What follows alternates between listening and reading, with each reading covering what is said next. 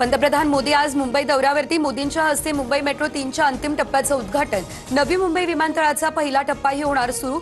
मुंबईकरांसह ठाणे, नाशिक आणि पुणेकरांना हा मोठा दिलासा।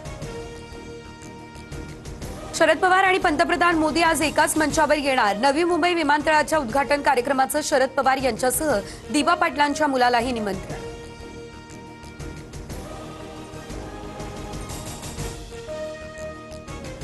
कप सिरपमुळे होणाऱ्या मुलांच्या मृत्यूचं सत्र सुरू। मध्य प्रदेशमधील आणखी 3 बालकांचा नागपूरमध्ये झाला मृत्यू।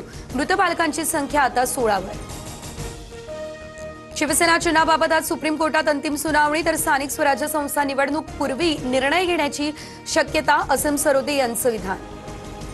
नुकसानग्रस्त शेतकऱ्यांना 31,728 कोटींचं पॅकेज। कोरडवाहूसाठी एकूण हेक्टरी 18,500 रुपये, बागायती शेतकऱ्यांसाठी 32,500 रुपयांची घोषणा, तर 3 हेक्टरपर्यंत मदत करणार मुख्यमंत्र्यांची माहिती।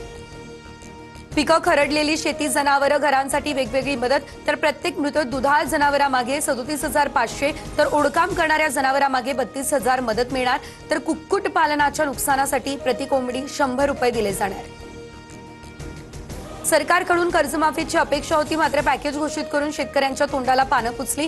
विजय वडेट्टीवार यांची टीका। कर्जमुक्तीच्या घोषणेशिवाय आंदोलन थांबवणार नाही, बच्चू कडू यांचा निर्धार।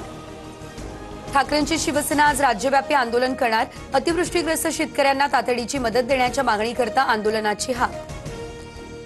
एसटी कर्मचाऱ्यांच्या वेतनासाठी राज्य सरकारकडून 471 कोटी, 83,000 कर्मचाऱ्यांचा सप्टेंबर महिन्यातील वेतनाचा प्रश्न सुटला। राजस्थानच्या जयपूर अजमेर हायवेवरती 2 तासात 200 सिलेंडरचा स्फोट, तर केमिकलच्या टँकरची गॅस सिलेंडरने भरलेल्या ट्रकला धडक। दुर्घटनेमध्ये एका व्यक्तीचा झाला मृत्यू। हिमाचल प्रदेशमधील बिलासपूरमध्ये बसवरती डोंगराचा ढिगारा कोसळला, 18 लोकांचा मृत्यू। 2 मुलांना वाचवण्यात यश। पंतप्रधान मदत निधीतून मृतांच्या कुटुंबियांना 2 लाखांची मदत जाहीर।